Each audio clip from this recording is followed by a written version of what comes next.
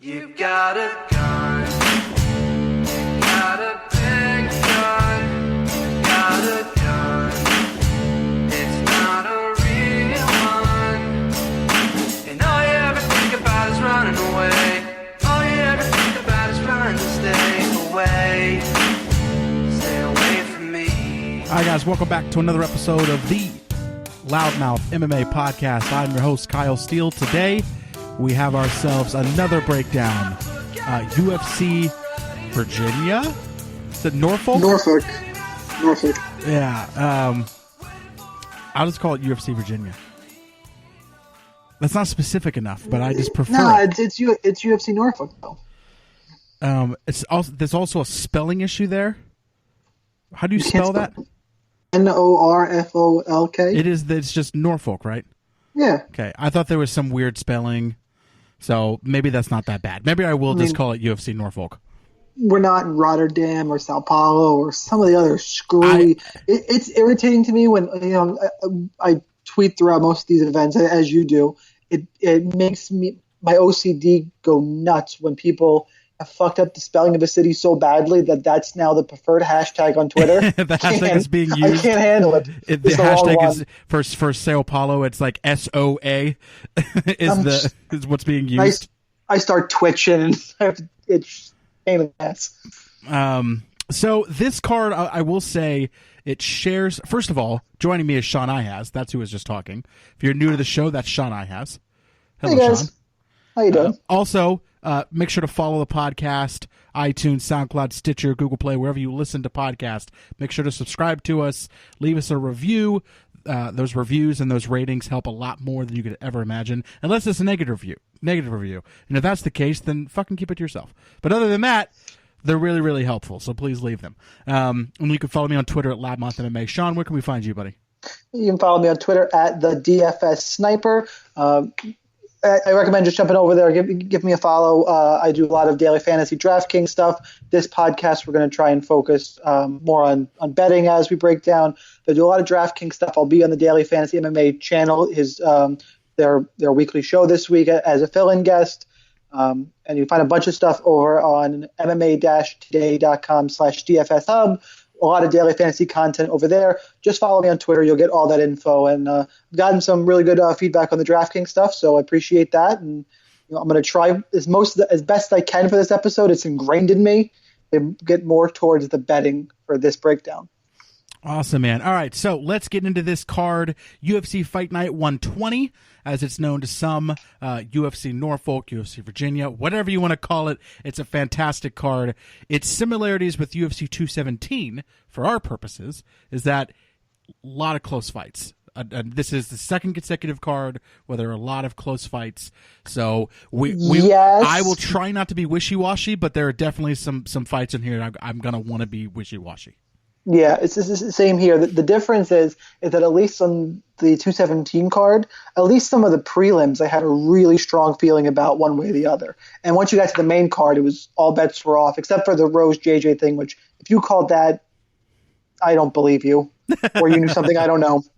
But this card, top to bottom throughout, is just it's tough. I have a couple hard stands that I think are going to be. You'll disagree with. Shout out to Kobe, who went all in on Rose in the days leading up. Did a YouTube breakdown, the whole shebang, picking her to win. Now, I see. The only tweet I saw from him he did a full on breakdown of that fight and picked Rose. See, I gotta go back and watch it. The only tweet, and I know he tweeted this, but I saw I'm giving Rose a chance because no one else is, and I went. I mean, it's MMA. It's good logic as any to make Rose pick. I didn't see the breakdown videos. If he went down and broke it down via film and called that, good for him. Looking back on it, hindsight's always 20/20. You have to think in the striking, Rose was always going to come forward and try and clinch. Is kind of was how I gave her only path to victory was aggression and clinch. We've never really seen anybody come at Joanna like that in the striking. She's usually the far superior striking and Kowalkiewicz stood at range with her. No one has charged her like that. Well, so I'll say, and we won't spend too much time on this, obviously, because that's kind of a recap. But everyone's talking about it, though. But it's hard not to. It's going to be talked about for a while. So I'll touch on it for a second here too. I think what you saw is someone who wasn't afraid, and I think. I don't want to say there's shades of Rousey because holy shit, that's really overreacting to what's happening. But Rousey was so dominant for so long for two reasons. One, she was so far above the division that it took a while for everyone else to catch up. And number two, everyone was afraid of her. So once the division caught up the rest of the way and people stopped being afraid of her, I would say low-level UFC fighters could beat Rousey at this point. And yes. Now, I don't think that's what's happening with Joanna, but there is a potential that if people go into those fights and they're not afraid of her and they're not afraid to move in on her and just go to town, you might see her all of a sudden start losing. So we'll have to see what she does. I am very interested in her. She's going to get a rematch. I'm interested in how she rebounds. Yeah, and I'm interested how she rebounds. That rematch is infinitely interesting to me because I don't know how it's going to turn out. But what I do know is that she's going to have a very, very hard time getting into Rose's head, and it feels like that's a big portion of her game is predicated on be afraid of me. Dance at range, be afraid of me. And if someone's not going to do that, I mean, I don't know. Well, I guess we'll see. I guess we'll see what happens moving forward. Hot take real quick. If she doesn't get a rematch, and I gain a lot of respect for Rose, I still... I'd have her lose to Andrade. I think Andrade smashes her. Yeah, I'd have her lose to Andrade. It's just stylistically, it's not moving in on her like that isn't going to work. So God, that's going to be a fun fight. Yeah, if that fight ever happens. Yeah, that'll be fun. All right, let's get to this card. This card's really good too. Main event: Dustin Poirier fighting Anthony Pettis. Anthony Pettis on a bit of a skid, right? I mean, he's kind of ebbing and flowing here. He dropped 3 straight, beat Charles Oliveira, lost to Max Holloway. Looked shitty against Charles Oliveira too. He did until he kind of got a late sub. He got a late, sunk a choke in pretty late, which has happened to Oliveira more than once. So he's very susceptible to that. So, I don't want to read too much into it. It could have very easily been dropping 4 straight. But, I mean, he's losing to the likes of Dos Anjos, Eddie Alvarez, Edson Barboza, Max Holloway, right? Those are the guys he's losing to. So, at the end of the day, I would say style v. style, I actually lean Anthony Pettis here. So the question becomes... where do you put Dustin Poirier? I'm asking you, where do you put Dustin Poirier in that list that I just, read off of guys that Pettis is losing to, right? Do you put him with you can't put him with the Jim Miller, Charles Oliveira, but I also think you can't put him with the RDA, Alvarez, Barboza, Holloway. He's kind of somewhere in between. He was beating the fuck out of Eddie Alvarez. This is one of the, I'm going to get wishy-washy on you later. This is one of the ones I have a strong opinion on. I'm taking Dustin Poirier. And pretty strongly, I think he gets the job done. I think he finishes Anthony Pettis. It's one of those it's a different conversation to me if this is Anthony Pettis 5 years ago. Anthony Pettis is, in my opinion, clearly and he's not old, but he's taken a lot of damage. He's in the back end of his career. And I think Dustin Poirier is starting to peak. You saw Pettis get beat up by Max Holloway, and Holloway probably beats Poirier too. I think it's a better fight than what Pettis put on. And you can have the weight cut conversation, but Pettis has not looked good since RDA took his soul in 5 rounds. Like RDA beat him up for 25 minutes. I think he was like 9 takedowns and 90 significant strikes. RDA just wore Pettis out to the point where Pettis was like, fuck, I got to change weight classes. And just crazy stuff started to happen. So stylistically, I think that Poirier is going to charge forward. Poirier puts on fun fights. He is a fun guy to watch fight. He goes in there, he throws down, and he's only lost to Michael Johnson, whose back was against the wall in that fight, and they stood in the pocket and traded. That's what Poirier does, kind of just, he's going to trade with you. And Johnson's back was against the wall in that fight. I think he lost a couple in a row going into that. And Poirier's other loss. Poirier? To Michael Johnson. Dustin Poirier fought Michael Johnson in a fight Michael Johnson had to win. Gotcha. Yeah, gotcha. he had to win. Check. Sorry.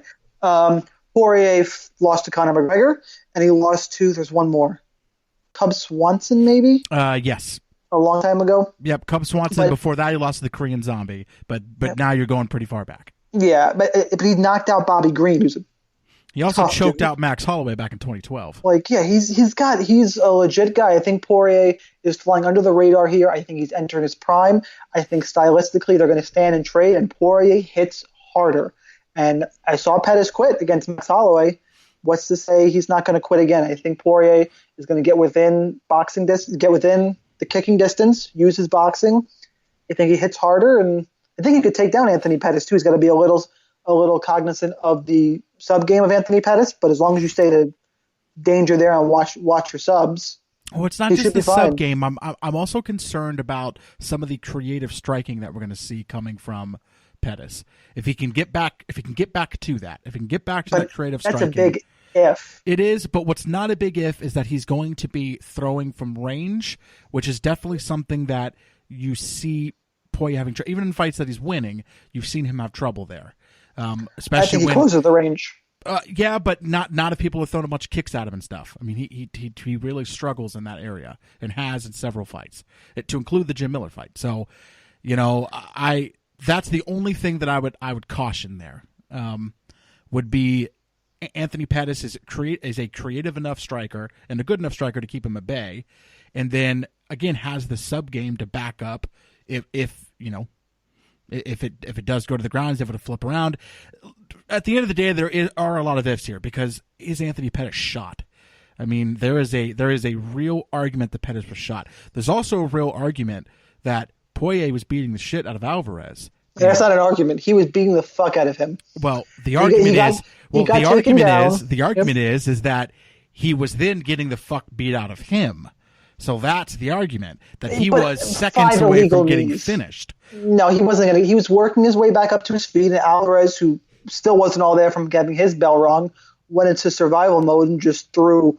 I don't think it's hard to say he clearly did it intentionally, but I don't think he knew where he was. He was just, fight or flight. I'm going to knee your head off, and I think Poirier was doing the right things to get back in that fight, and I still think Alvarez was hurt. I just think he gets TKO'd by Michael Johnson. He wins a very... that wasn't TKO. That was knocked the fuck out. It was a you know what I mean. He gets straight KO'd by Michael Johnson, right? He goes in and fights Jim Miller. Jim Miller's not a very scary guy at this point, and he's really not. And he goes to a majority decision with him. I would argue Jim Miller is tougher than Anthony Pettis. Sure. Oh, yes, for sure. Certainly at this stage, but that's just pure survival. He's not tougher as far as just winnability is concerned. I mean, right. In terms of quality, he doesn't pose any real threat at this point. And the only guy that he's even really beaten, it was a fight that you could argue he didn't even win, was Joe Lozon, and Joe Lozon is in the same boat that Jim Miller's in, right? Guys who have just taken extreme amounts of damage or just completely slowed down and whatever. All I'm saying is that I don't know if Poirier's last couple wins mean as much, I'm worried about what's the trend here. Okay, he gets knocked out by Michael Johnson, has a very close fight with Jim Miller, much closer than it should have been, gets eaten up, with kicks and stuff, then goes to the Eddie Alvarez fight and is winning handedly. I completely agreed, but that's also Eddie Alvarez's style. Alvarez's style is to eat a bunch of damage, and then he uses that grit and toughness to tire you out and then comes at you, right? So it's not shocking that he's losing right away. And then Eddie Alvarez starts coming back, and then he eats a bunch of shots and is unable to continue. So he's been knocked out and eaten a bunch of shots that he couldn't continue, going back in basically a year. Right? I smell LoudMouth here, and then sandwiched in between is Jim Miller. I don't know. I see everybody writing off Anthony Pettis here. That's what I see. I see a lot of people on Pettis. Pettis is the favorite, -125. I have a 3-unit bet on Dustin Poirier at +105. I didn't know that. Plus money. I feel like I see people just being like, why is anyone betting Pettis, and like that whole thing. I didn't realize that. I don't pay too close attention, just because I do my own breakdown, so I don't want to hear other people's shit until after I record.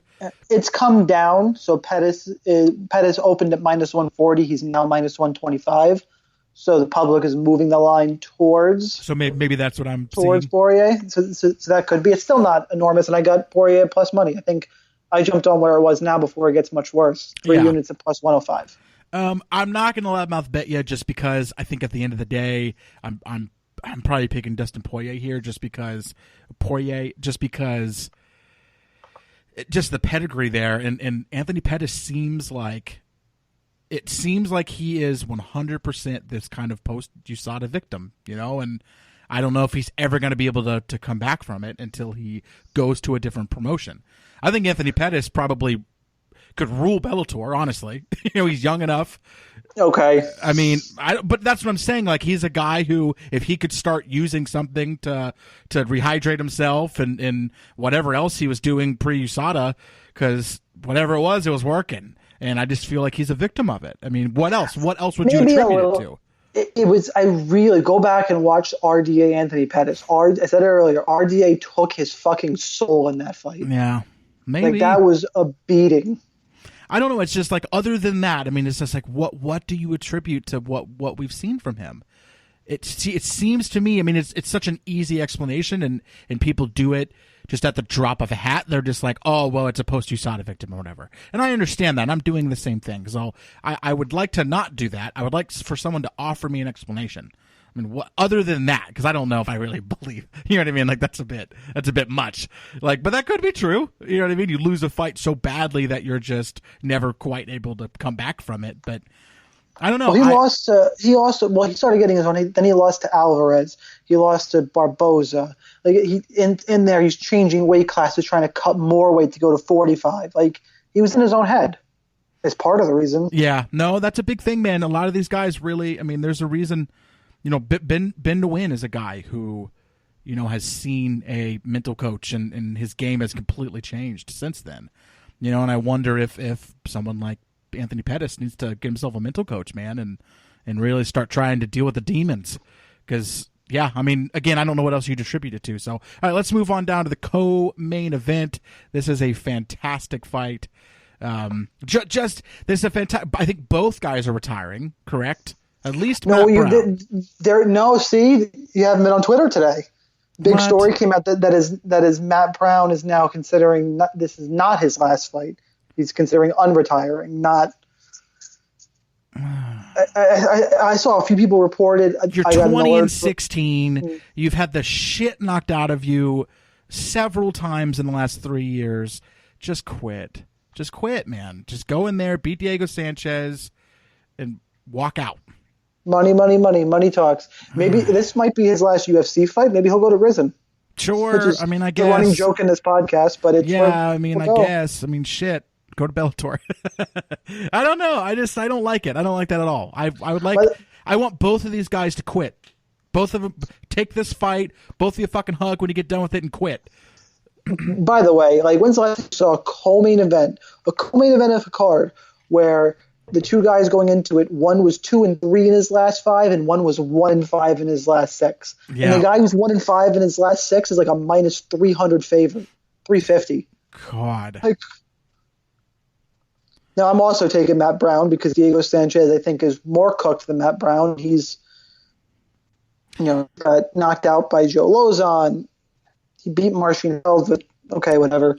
Got knocked out in the first round by Ali Quinta. God, he got dusted by Ali Quinta. To me, that's all I need to know, because, I mean, I think Matt Brown was the start of the Cerrone decline.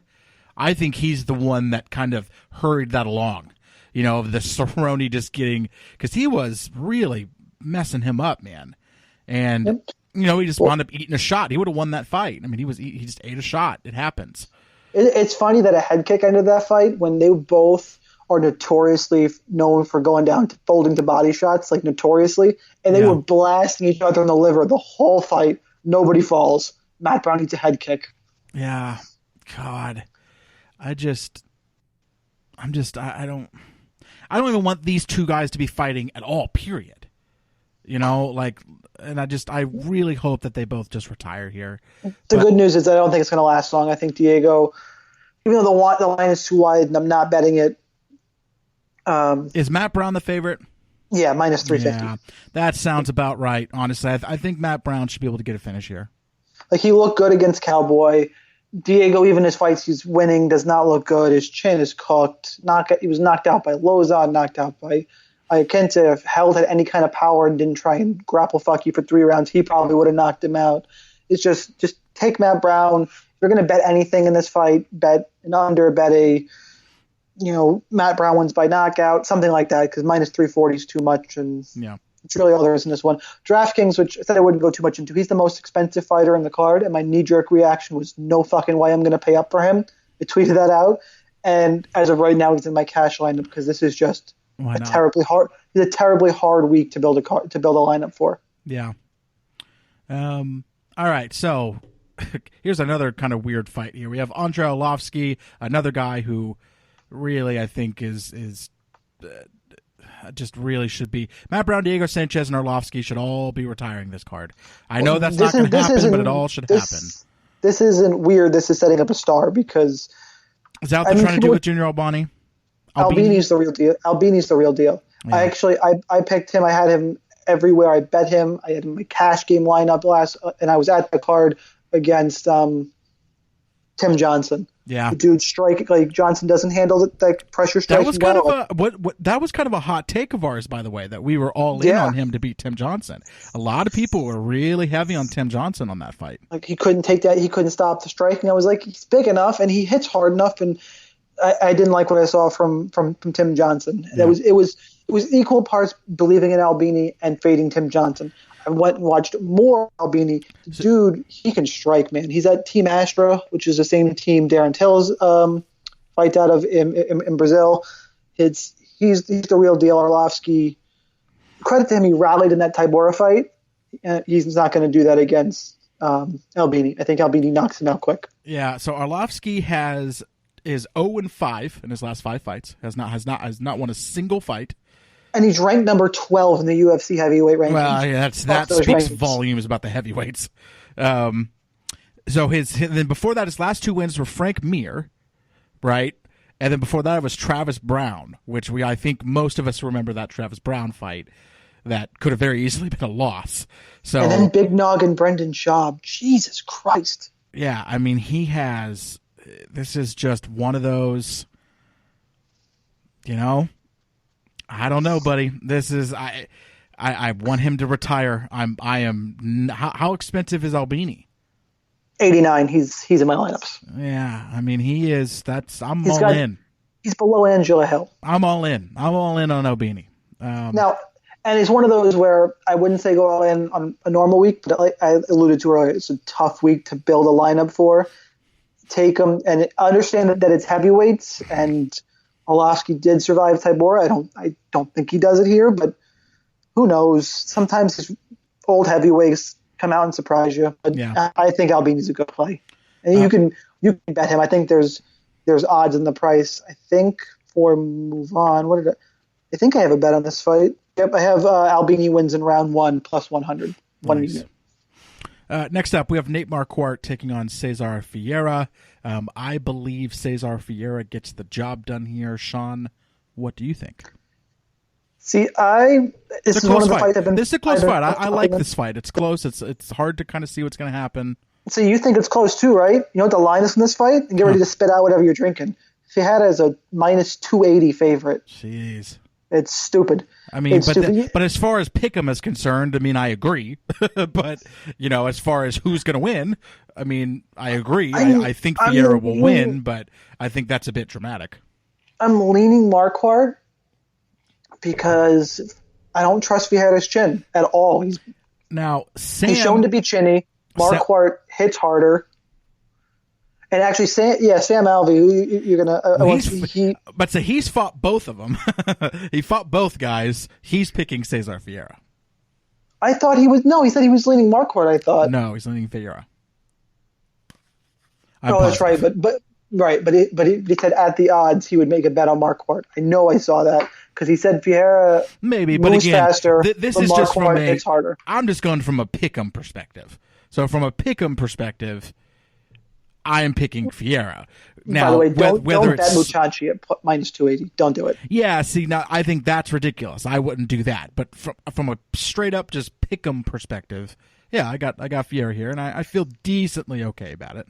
Well, tell me why. Because the way I've been, how I landed on a small lean on Marquardt is every time I tried to see a path to victory for him, I could easily counteract it on something Marquardt does well. So why are you taking Fiera? I think it just comes down to, I think Fiera is going to be quicker. You know, I think he has it feels like he has a size advantage. Does he? I don't think he does. That's the one thing he has. He's quicker. Marquardt just hits so much harder, and I don't trust Fiera's chin. I know I keep saying it I now. just don't know if Marquardt necessarily hits that much harder right now. Because listen, his last like holy shit knockout, right, was Tam Dam McCrory. And Tam Dam McCrory, anytime someone even got near him, he did that crazy zombie dance. So you almost have to pretend like that knockout didn't happen. So really got to go back to Dalloway, you know, and now you're going back 2 years, you know, and he obviously got dusted by Santos. He didn't hurt Alvi. He couldn't even knock out Belfort. Belfort's chin. Now, granted, Belfort fought a very different fight than he would normally fight, but nevertheless, he should have been able to knock him out. He should have been able to knock out Belfort if he had. He won power. the fight. He should have won the fight. So he got Braziled in Brazil. Sure, but I would say that was definitely just a close fight. I don't think it was a robbery. That was just a close fight. I think I remember watching that fight. handedly. I thought that Belfort kind of. Either way, it doesn't matter. Belfort fought a very different type of fight than he normally would, right? So that's where I agree. But again, if Marquardt had that type of power, can you think of anybody whose chin is more gone than Vitor Belfort at this point? I mean, it's a small list. Tam Dam McCrory? Small, yeah. Well, he's not the UFC anymore. He's not even fighting. Period. He quit. He's coaching. Thank God. Time. Yeah, I mean it was bad. He was really gone. Acknowledge. Yeah, I mean it's a pretty small list of guys whose chins are worse than Belfort at this point. I understand this is a dangerous line of logic because Belfort fought a fight where he didn't get that many clean shots landed, but there was at least a couple clean shots that landed on Belfort, and it didn't seem to phase him, and that's a bad sign. So, and who has other than Alvi? I mean, who has Figueroa really been dusted by? I guess he lost to Jorge Masvidal at welterweight. He lost to Elias Theodoro. Yeah, but Yeah, but that's different. Elias Theodoro it's just such an awkward fighter. It's hard to beat him. You know what I mean? It's true. I mean, I guess Cesar Fiera has been. There is precedent. Cesar Fiera has been knocked out quite a bit. A lot, and his wins are against his last 3 wins. He's got one good one, Jack Hermanson. You caught him in his second round. Good win. Anthony Smith, you took down Anthony Smith 6 times, and Oluwale Bamboze, who he took down 3 times. And that dude's gas tank is not there. He's not going to want to take down Nate Marquardt. What people forget about Nate Marquardt is his ground game is legit. He's a black belt. I know he's got people think of him as a kickboxer and a striker. Dude's ground game is legit. I don't think Mutanchi's going to want to go down there, and if he does, Mutanchi's biggest advantage is in the speed, staying away. I just don't know if he can do it for 3 rounds, especially when I have a suspicion he's going to be pissed off that he just landed 11 significant strikes against Elias Theodoro. I think he's going to move forward. I know, but so real quick, here's something we can't forget here. Marquardt has been knocked out more times than Fiera in less time. Recently? And I'm saying in less time. So going back to 2013, he has been knocked out 1, 2, 3, 4 times. Cesar Fiera, going back to 2013, has been knocked out 3 times. 3 times. So it's close, but I'm just saying technically Marquardt has been knocked out more in recent time. We could do MMA math, which you guys should never do. No, disclaimer. I am joking here. Marquardt beat CB Dalloway, and CB Dalloway, he knocked out Fiera in the first round. Yeah. Oh, Jesus. This is a close fight. I guess if you're betting, bet Marquardt just because the value is there. So, I get it. I'm still picking Cesar Fiera. I think this is going to come down to quickness and agility, and it's really just going to be a really boring fight. This would be a really boring fight. This shouldn't that could happen. I don't think this should be on the main card. I think this is going to be a really boring fight. Watch it. It'll be a fucking 30-second knockout or something. But I think it'll be a really boring fight, so we'll see. It's going to go one of two ways. One of them's getting dusted in the first 30 seconds, or we're going to go 15 minutes. Yeah, my guess is more I'm leaning towards it's going to be 15 minutes. All right, let's move on down. Rafael Sunsao taking on Matthew Lopez. This just comes down to, listen, how good of a prospect do you think this Matthew Lopez kid really is? Coupled with how far as, listen, with that gym, nothing, with the Sunsao, nothing would surprise me. It would not surprise me if Rafael Sunsao never wins another fight. It wouldn't surprise me if Aldo never wins another fight. It wouldn't surprise me if any of those guys ever win again. I mean, there's something very, very, again, I hate to use this fucking adage again, but this they are USADA victims, man. Like, for real. The whole gym. I mean, they all were using IVs. They all were, I think, probably doing other stuff too that they can't do anymore, and they've all fell off the face of the earth since then. So, how far has the Sunsao fallen, and how good of a prospect is Matthew Lopez? Sean, tell me. It also comes down to, is the Sunsao going to fall into that bad habit he has of fighting down to his competition? Like he does, he's always in close fights. He's a split decision king. His last two wins against Marlon Moraes and Aljamain Sterling were split decision wins, and he lost to TJ Dillashaw and was a pretty close fight. Decision wins over Caraway and Munoz he dusted. He did, beat him pretty handily. It's just, and I want to see how what he's going to do against the takedowns of Matthew Lopez, because unfortunately Matthew Lopez is not very well rounded. He's going to go in, he's going to try and take you down, he's going to try and beat you up. Can he get a Sunsao down? That's really what this fight comes down to. Sunsao is by far the more polished striker.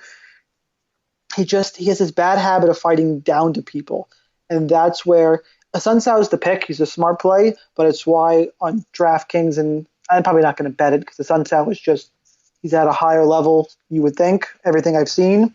Yeah, but I just have a sneaking suspicion that Matthew Lopez isn't dead. Getting a split win over, getting a win over Aljamain Sterling, regardless of being split, is no small feat. Aljamain Sterling is a very, very tough out. I would say right now, if Aljamain Sterling was fighting Matthew Lopez, I'd pick Aljamain Sterling, and I really wouldn't be questioning it. And beating Marlon Moraes, it was Marlon Moraes making a debut, but the man came into the UFC with a lot of hype out of the World Series. Of fighting, like Branch. Yeah. I mean, came in with a lot of hype. Well, Branch came in and beat Jocko right away. I mean, it's not like it was completely. Well, he's also an ex-UFC guy. Moraes wasn't. And then he tapped his strikes to Rockhold. Sure. But that's whatever. That's a contender. I don't mind that. But regardless, off topic. I would say, and I'm also not super impressed with Matthew Lopez as is. He showed he was tough last fight. Well, I didn't pick him to win against Eduardo. So obviously he went in there and won. So, it's going to be hard to then reverse course, right? I think I judged him for that Ronnie Yaya win loss a little too much, just because I just really am not super impressed with Ronnie Yaya anymore. That was a short notice fight where he gassed out. It was. He totally gassed. Yeah. No, and it's true, and I understand. So I'm just saying I held that loss against him, and it took. Now I'm no longer holding it against him. I realize what's going on, but I just this is too much. I think this is. Take a too big of a jump. Sunsao does some screwy shit. Well, but I also, like I said, I wouldn't be. There is no result here that would surprise me. If Rafael Sunsao gets knocked out in 15 seconds, I'm not shocked about it. Like, I'm most certainly not. If I'm playing DraftKings or if I'm betting, I don't know what the odds are. What are the odds on a Sunsao? A Sunsao is minus 335. I would never in a million years. I'm not saying I'd bet Matthew Lopez, but never in a million years am I betting a Sunsao at any more than a minus 120. You cannot trust him. For me, just stay the hell away from him. Keep him off your parlays. Just stay away from him. For me personally. Yeah, I agree. I want no part of him. And Lopez I don't think I'm going to need the value, because there's a spot that I started out. We'll get to in a couple of fights that I started out not liking, really liking the hype, and now I'm off the hype and going with the big dog. So we'll get there. I would avoid this fight too. All right. Last fight we are discussing on the main card, aka the first fight on the main card, we have also great fucking matchmaking. Also, two people that should retire: Joe Lozon and Clay Guida. Listen, I want them all to retire. All these guys who have taken just enormous damage, like Lozon, Guida, Sanchez, Brown. These guys have taken Arlovsky, have just taken so much damage. Just please, who else are they going to fight? Clay Guida loses anybody that's not fucking Eric Koch. Right? Anybody that's not like bottom was a huge favorite that I was on board on. Well, you already know my story with Clay Guida, so we don't have to rehash that. But I mean, I just want nothing. I want these guys to quit, man, while they still have something left. Walk away when you still have something left. And Joe Lozon has looked like shit. He looks awful. I'm picking Clay Guida again, which is crazy. I don't even know why. Because theoretically, Clay Guida wins by constantly taking you down. Joe Lozon is not really a good guy to take down, because what I can guarantee is that Lozon's ground game is worlds above where Clay Guida is, like for sure. So that makes me nervous. But Joe Lozon. But Joe Lozon, how in the world could you possibly trust him? I have one unit on him at plus 105 because I got plus money, and I'll go through my logic. Sure, here. Getting plus money is perfectly fine. This is a close fight. Again, this is not a fight. I'm going to pick Clay Guida because I want to go all in on something. But at the end of the day, like, this is with very little confidence. No LoudMouth bet here. No, I mean, I probably will just because it's Clay Guida, and that's what I did my last LoudMouth bet on. So sure, I'll go ahead and do it. But we can circle back because I think there's a couple. Listen, spots if there's no other place where we do it, I will gladly LoudMouth bet Clay Guida over Joe Lozon, and it'll be the dumbest bet I've ever made. Well, Joe Lozon. So the way I'm seeing this fight is Lozon is. The first, he goes all out to finish you in the first round, and Guida is incredibly chinny and I think can be knocked out. That's the route I think this fight is going to take. If it doesn't, Clay Guida, you said it, he wins by he'll out cardio Lozon, and he will make it a dirty fight, grind him up against the cage, get a double leg takedown. But I think in that, unless Lozon totally gasses himself out, which is possible, I agree. You hit on it. My other point, which is Lozon's ground game is above Guida. I don't think Guida's going to want to sit in the guard of Lozon. He's been subbed before. I think it can happen here, where if he gets taken down in the second or third round, he can get caught in a sub. So the multiple paths to victory and the plus money led me towards Lozon. Okay, so Lozon clearly has more paths to victory here, as you just said. Completely agreed. Lozon has more paths to victory here. The one thing that I feel better about is that Clay Guida's takedowns are not your kind of normal takedown. Almost all of his takedowns exclusively are against the fence. He gets against the fence, as you said, double leg down to the ground. Right? That's how almost all of his takedowns are. You're not in that much of a submission threat right there. Right? Their backs against the cage, you're double legging him down. You're not in that much of a threat. Where the threat comes is if they take you down, right? So they're now controlling you, or if you take someone down away from the cage, right, or not with their back up against it, and then now they have more room to work, and they flip around, they get your back, or they get you in a triangle, something along those lines. So Lozon's flexibility is good. It is true, but listen. I'm cool. That is the one. My gigantic pause here is that Clay Guida pretty much only wins here by getting some type of flash shot on Lozon, because that's happened to Lozon and it's happened to him recently. So that wouldn't be out of the realm of possibilities. But more than likely, he just wins by decision, right?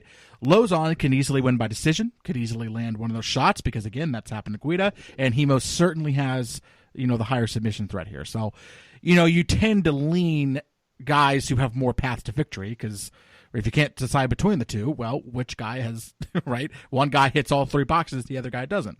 But I like Guida here. Again, not very impressed with Lozon, and conversely, I was very impressed with Clay Guida, how he looked against Brian Ortega until he got caught. And obviously, he just completely dominated Eric Koch in a fight that everyone thought he was going to lose. And Brian Ortega, by the way, is fucking. I still think he's overrated. well, I'm of sorry course if you're he is. listening. It doesn't make any sense. But everyone's on the Ortega Moicano, and I'm going to keep fading him. It happened again, man. Well, it's Ortega. It happened again. He was losing the fight until the third round. It just keeps happening for him. But anyway, I'm going to say I'm getting actually more confident in Clay Guida as we talk. As I replay kind of how he wins in my mind and kind of what happens to Lozon and how he looks in these fights, like I can see Clay Guida just controlling this fight for 15 minutes. Well, let's get through the second card, the second fight on the prelims, and I think you're going to want to jump right there. Okay, let's see where we're at. Okay, moving on down. So this is the prelim headliner. What do you call that? Why is my brain failing me? Prelim headliner, or as I'm going to call it, the place to go make a fucking sandwich. John Dodson, Roman Moraes. You're hungry at any point, just go make a sandwich. You're fine. All right. Can I make a prediction? Sure. John Dodson KO. I think this is where he gets it back. I think he could do it in the first round. I also like Dodson. I don't think Moraes is going to be able to catch him. I guess Dodson, that's not out of the realm of possibility. I just can't trust it until I see it again because So there's two things. Okay, when he fought John Lineker, I think he won the fight. So that was first a close of all, fight. The other thing is that was 5 rounds. That was a 5-round fight. Okay, so I think people need to remember this. That was a 5-round fight. So that's number one. Number two, I personally had him winning the fight, although I understand why he didn't, and I understand why people don't like the fight. But John Lineker is really fucking scary. So he did what he had to do. You know what I mean? He did what he had to do. I thought he won the fight. He didn't. I understand why he didn't. Moving on. Then he fights Eddie Wineland, who, Eddie Wineland isn't very good, but Eddie Wineland has the one thing in that division that a lot of people don't have, which is the size. He has the size. Clearly had the size on John Dodson. It wasn't even close. Well, Dodson's a 125er who couldn't beat Mighty Mouse. Yes. That's who he is. That's basically what it was. He decided to move up. Moraes doesn't have that. Moraes is 5'6". Moraes has a 66.5-inch reach. You know what I mean? Where Dodson is 5'3", but 66-inch reach. He's not at nearly the disadvantage. Eddie Wineland, conversely, he was only 69-inch reach, but he was 5'7", and he just looked so much bigger. I guess he wasn't nearly as big as I thought he was, but over Dodson, he was about 4 inches and 3 inches of reach. I mean, that's where it really starts mattering. Three inches is the cutoff. 3 inches is the cutoff. So he had a 3-inch height. He had 4-inch height, which is over 3, and he had a 3-inch reach. So he had advantage in both areas.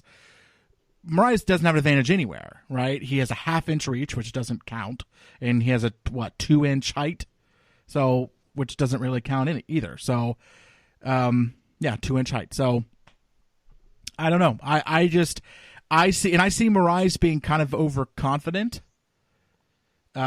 We cannot forget the type of power that Dodson more than likely still has. And yes. And especially against guys who, again, aren't necessarily bigger than him, or the guys that can't withstand the damage. Now, Moraes, I mean, you'd have to go way back in his career to see him get knocked out, right? Because he got knocked out early in his career, got choked out early in his career. World Series of fighting forever.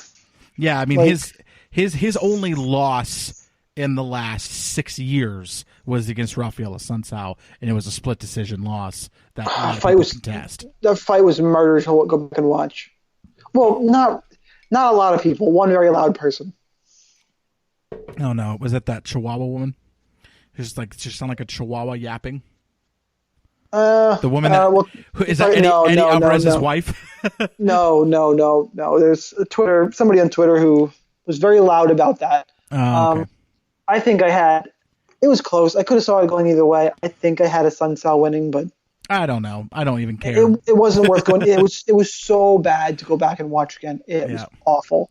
But I think John Dodson, this is where Stella gets her groove back as far as power is concerned, man. I think he's going to do it. I think he's going to have that. I think he's going to have a power advantage, and I think he's not going to fight as safe as he has in the last 2 fights. So No, I think he's going to use his speed advantage because that's what he has at 135. He's so much fast. So fast. Because he's a flyweight in there. So I think he's going to use that in and out. Maybe eventually Moraes gets frustrated and comes forward, and that's when Dodson, lands a big punching and gets a finish. I like Dodson, but I think it's more of a decision. Yeah. Although it could happen. He's got enough power to where if Moraes gets frustrated and makes a mistake pressing forward, he can get a knockout. All right, next fight in the prelims here. Tatiana Suarez taking on Vivian Pereira. Give me Vivian Pereira. Oh, really? Ah, man, I was hoping I was Pereira. Pereira. Give me her and twice on Sunday. I'm very confident. You should go to your local sports book and make a bet. Is she a plus? Plus 250, my friend. No way. Yeah, Tatiana Suarez right now is minus 300. Why? Opened at minus 265. It is the great tough hype machine. Is that what it is? When I first initially looked at this fight, and I was in a Twitter group with a bunch of fight guys talking about it. There's so many smart bettors that would be putting money on Pereira here. So most of the sharper people I talked to, I think, are leaning Pereira. When I first looked at it, I thought Suarez. I thought takedowns. That kind of Esparza like. You don't really see this at 115. That was my initial read. Then I started watching. Tatiana Suarez has fought a bunch of fucking nobodies. I mean, to win tough, she beat Amanda Bobby Cooper. I mean, Jesus Christ, that means nothing. And she is independently a great wrestler. She was, her best win is JJ Aldrich. That's her best win. So she's a wrestler, and she's got, I can't remember the top of my head, solid wrestling credentials. Pereira, though, can stop a takedown, and I think he's going to beat her up on the feet. I think if Suarez stops, it's all Suarez has, is she has to take down Pereira. And I don't think she can. I think Pereira is good enough takedown defense to defend Suarez's one weapon. I think she might carry her hand a little lower if she has to, because I don't think Suarez poses a threat on the feet. So I bet this as well. I bet I bet Vivian Pereira at 1.5 units at plus 235. I got it. I'll take it, man. I'm all in. It's gone up since then. Damn it! I might go add a half unit. I'm getting if that line keeps on going up. By the way, I will add more to that. All right. Well, let's keep on moving down. We have I believe it's Michelle Quinones. Quinones. Yeah, this is the one we got murdered for. Michelle Quinones. This is the one I was dumb enough to pick him against Jared Gordon against. Yeah, right.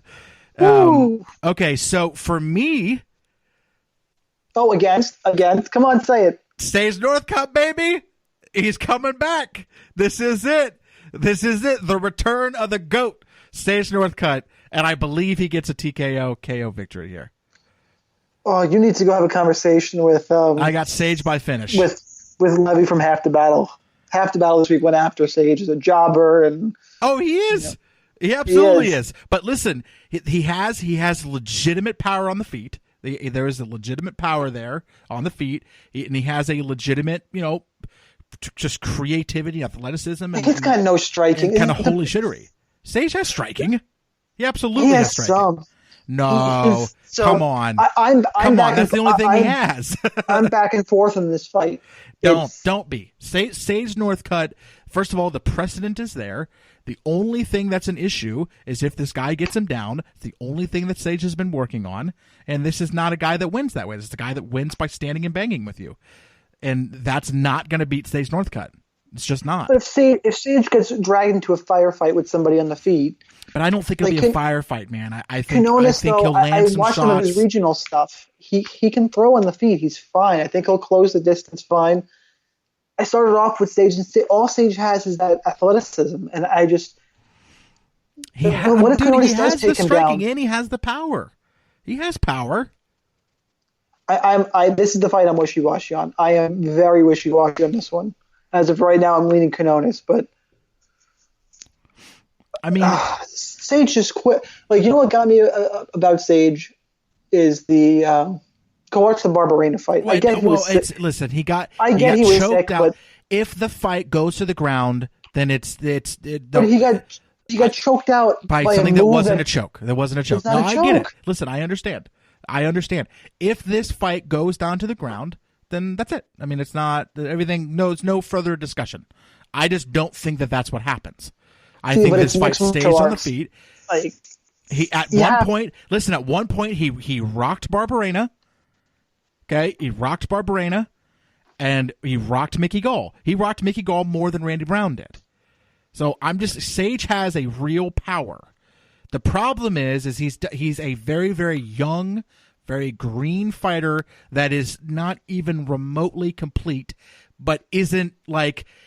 So you can be an incomplete fighter, but you have to be so fucking skilled in that one area that it erases the parts where you're not complete. The problem he's not there yet. Like Damian Might, like a guy, even Conor McGregor, right? Like you have to have incredible striking and also just like monumentous takedown defense, which Conor basically has, other than one fucking fight.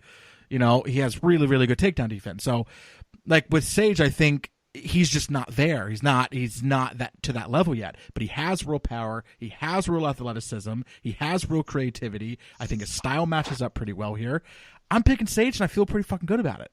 The one thing I'll say in Sage's defense, as soon as the fight goes down to the ground, I'm screaming at my TV. I'm like, well, that's it. I mean, you know, but as long as it didn't happen, I feel pretty good.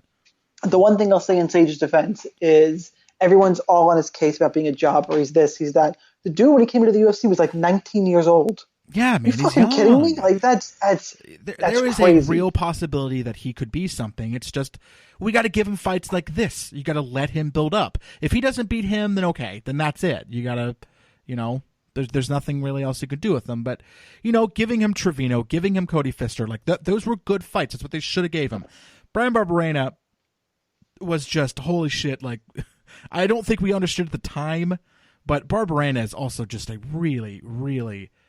This is gonna this disgust me to say this, but tough guy. Listen, you know what I mean? And Mickey Gall proved he was better than I thought he was against Randy Brown. Yeah, well, still again, not good, but he's still not good. But he also that is the area. Sage is it might as well be a white belt on the ground. I mean, it's just anybody that's better. They're gonna get him out of there. Even Enrique Marin, like. He had him in that crazy armbar thing. I mean, yeah, but that was a shitty technical armbar. Well, sure, but I'm saying that even that's just another example of Sage losing on the ground. You know, like he could have got submitted there pretty easily, and would have got 3 straight submissions. So, well, anybody who's good on their back snaps fucking arm off in that spot. But yeah, so I'm going Sage. I'm going Sage. I feel pretty confident. I'm leaning Quinones, but I reserve the right to change my mind 8 times before fight day. Sure. Moving on down. Angela Hill taking on Dina Ansaroff. I'm fine. Angela Hill, unless there's a question mark. What's the question mark? Is there? Ansaroff's training with the champ every day. We're going to, engage to the champ. And sure. Could be getting better every day. Yeah, possible. Angela Hill is, it's just going to be an at-range striking match. And it's one of those.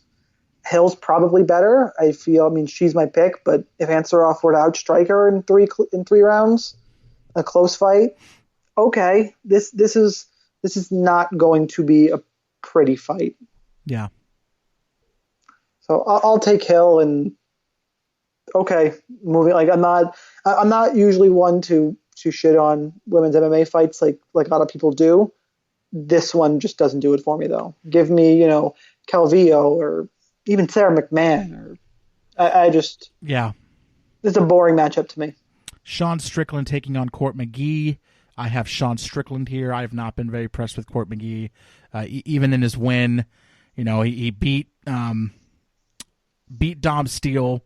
I thought in very, very unimpressive fashion. I again personally had him losing that fight. Losing to Ben Saunders is just. Ben Saunders is... I think he won that fight, by the way. Sure, but even just to be that close, Ben Saunders is I fucking agree. terrible. I like how Ben Saunders is trying to call out Colby Covington. Colby Covington would lift Ben Saunders into the air, rotate him like a helicopter, and throw him out of whatever arena they were in. He has no business even pretending like that's a fight that he should be involved in. It's a silly fight. I would like to see, Covington tell. Dude, I'm also just like I hate to like get like hyped up about losses, but like, dude, Usman is a fucking monster. And he hung in there, man. He clearly lost the fight, but boy, he hung in there with Usman, and that means a lot to me. Yeah. The one thing about this fight is Strickland is a little bit like a Sun Tzu in that he finds a way to be in close fights. Like he was in a close fight with Tom Breeze, and he makes me nervous. I won't bet Sean Strickland. Court McGee he brings pressure. I don't think Strickland will break. He didn't, but so I'm going to take Strickland. He's more technical. I think he's able to keep it at range. It's just McGee is the consummate. He was the first Ultimate. No, that was Diego Sanchez. He won his season of tough though, and he comes forward. He's a tough guy. Like I'll take Strickland, but if McGee out pressures him and gets a close decision, it would stun me. Well, and McGee could very easily just wrestle fuck him here too. I mean, and that's a very real concern because I mean, Court McGee is a really strong guy. I mean, it's basically what you're saying, but yeah, he could absolutely do that. All right, these first two fights, I don't know a whole lot about. You're going to carry these ones. Marcel Fortuna taking on Jake Collier. I don't. Fortuna's the guy who go fuck yourself, Anthony Hamilton. He was the light heavyweight who knocked out Anthony Hamilton at heavyweight. Jake Collier is interesting because the interesting thing about this fight is Fortuna is very patient. He was patient against Jordan Johnson. He waits for you to come forward, kind of engage, and he looks to land these big shots. He's got tons of power. Yeah. Whereas Jake Collier is going to look to push the action. It hasn't looked great. He got wrestle fucked by Devin Clark, but he's always moving forward.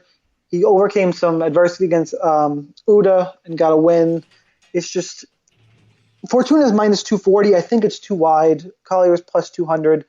Again, this is similar where it's dog or path. I'm going to take Fortuna straight up just because I don't think Collier is very good, but I'm still not sold in Fortuna that the pressure alone might break a guy like Fortuna, or it could play right into his hands where he lands one of his counters.